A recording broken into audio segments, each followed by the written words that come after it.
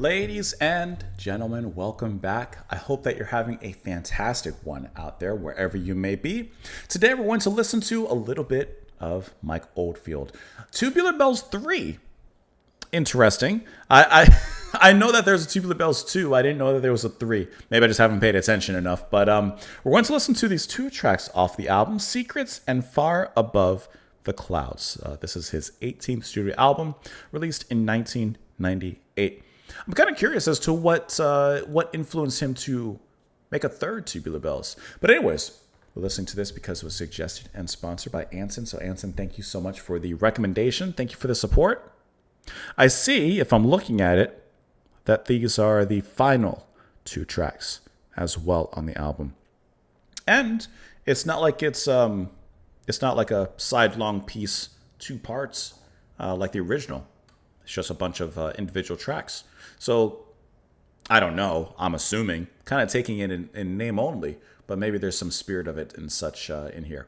Let's go ahead and listen to the tracks. We'll discuss them after, of course. Here we go.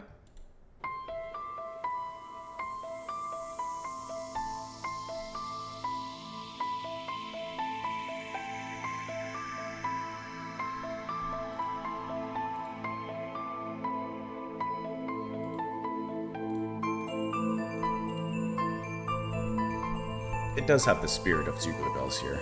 I can definitely hear that.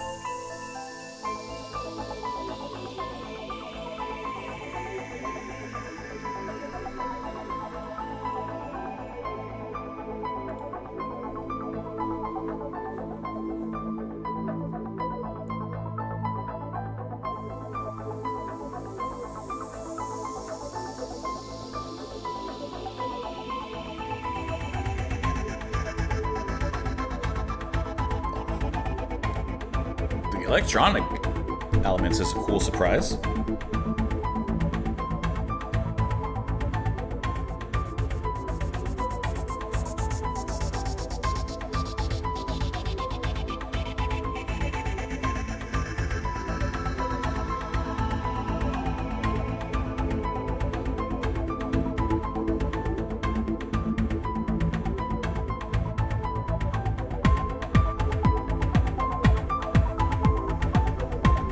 Some people are going to hate this, but not me.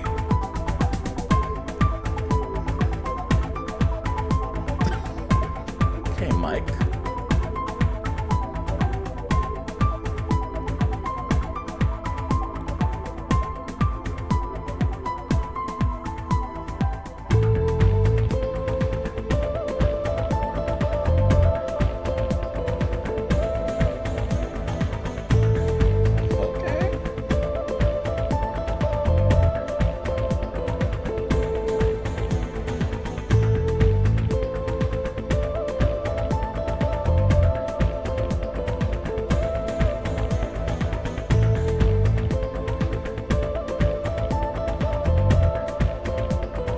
This is cool.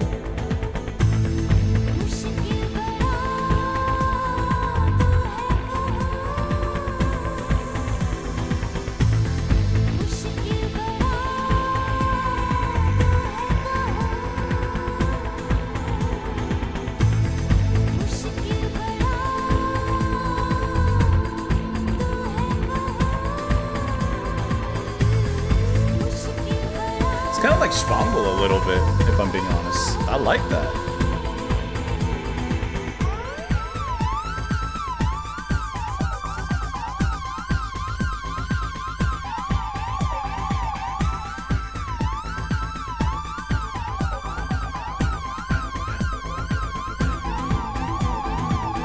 That is such a 90s sound too.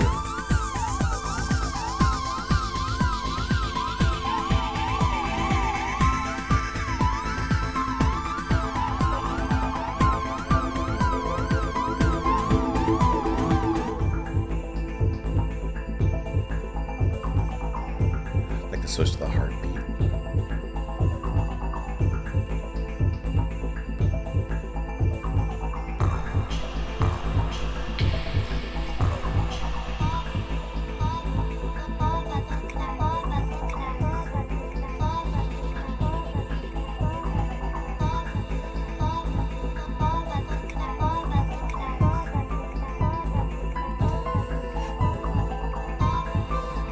a really cool change.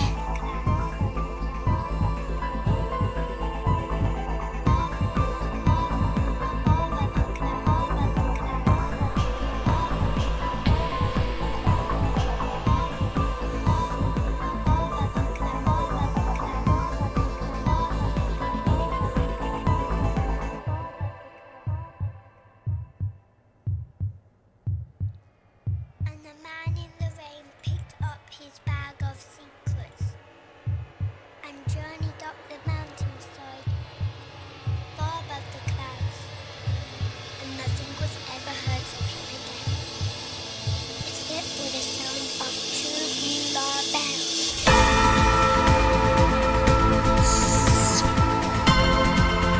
There they are. There they are. Jeez.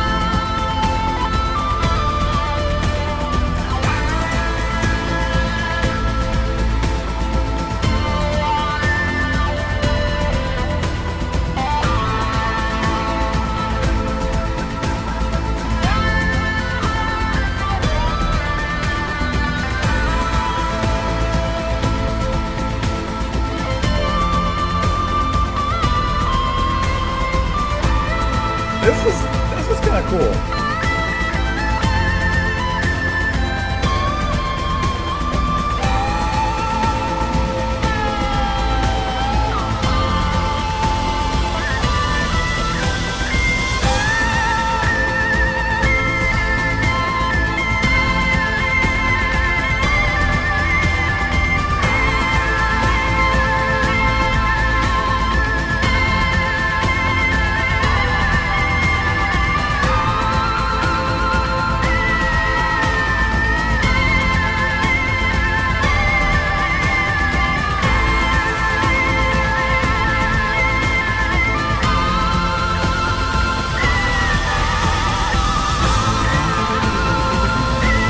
Come on.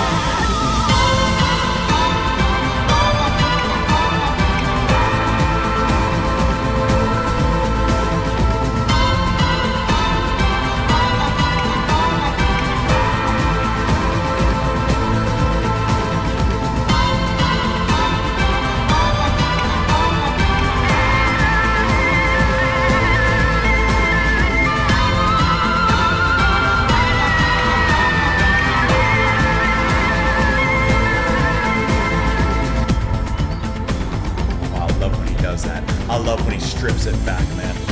Just leave that rhythm going.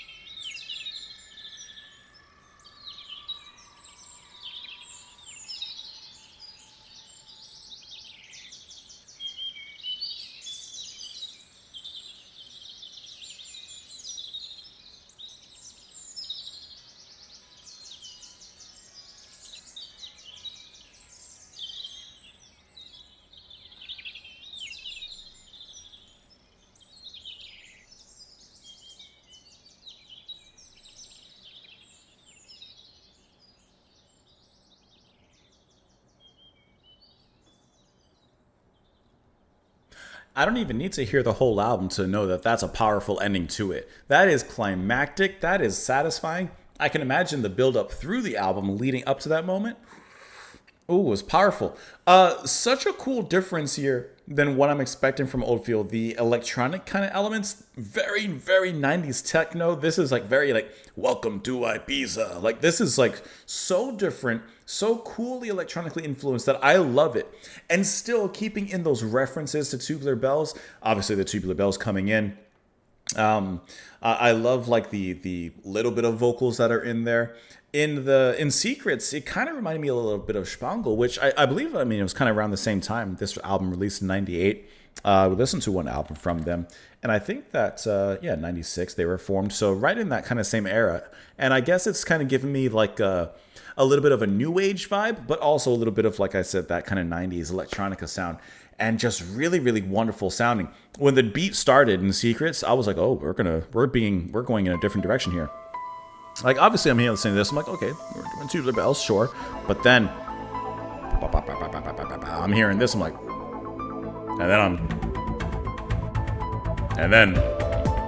like, that is just so cool.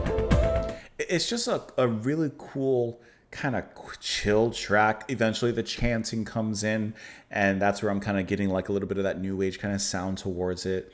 It was just a really inviting, I guess, kind of penultimate track until the ending. And the ending just took that and just turned it up into a boil of a climax and kind of expanded on all those elements, but gave us even more. Obviously, the titular Tubular Bells return, and this time so strong. And they also end the album in a very distant, kind of almost like when school is in session and beginning in the morning, it kind of sounds like that, like the school bells are ringing in the distance and you better get your butt to class before the teacher notices. But in Far Above the Clouds, I love how it starts off with a heartbeat and then come right back into it. And then after she's done speaking here, which on Far Above the Clouds, that's going to be Francesca Robertson. And then you have some vocals as well from Claudel Simmons, I see here. And after she's done speaking, I mean, the music really... Wow, listen to this drop, man.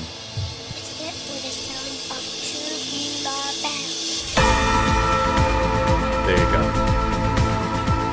And I love how the bell strikes right there to really reinforce that drop, but then how that continues on into its own pattern and into its own melody. So it's not just used as the climactic moment, the peak, but it's also just the match to start off that particular spark and that fire that burns throughout the rest of this track. This is cool.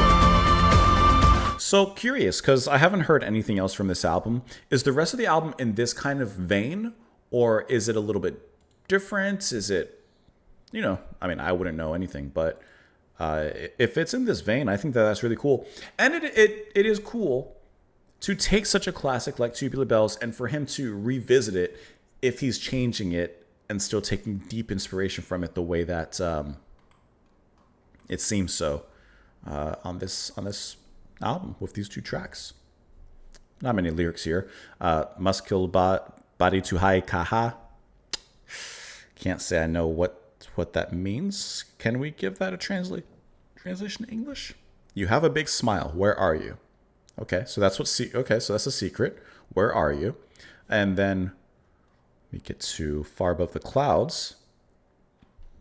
Far above the clouds, and the man in the rain picked up his bag of secrets and journeyed up the mountainside far above the clouds, and nothing was ever heard from him again except for the sound of tubular bells. Is Oldfield this man in the rain, so to speak? A reference to track 7 of the album, Man in the Rain. There was a Wikipedia article for this one as well.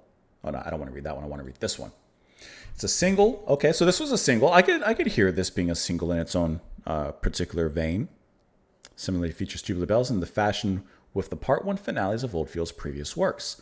The sound of the bells has a slightly more dramatic tone than in his previous appearances, this is for sure, and it's a combination of actual tubular bells and sampled sounds from various keyboards. So there you go, most prominently a Korg M1. And it was performed at the 2012 Summer Olympics as well, which is kind of cool. Hit number 53 in the UK singles charts. Yeah, I thought this was really cool. This was a really cool, different sound from Mike. but at the same time, a little bit more of the same in some ways. This was a cool listen. Anson, thank you so much for the recommendation. Thank you for the support as well. Let me know what you guys thought of it, of course, in the comments down below. I hope you enjoy the rest of your day, your morning, afternoon, or night. Thank you so much again for being here. I will talk to you tomorrow. Bye, guys.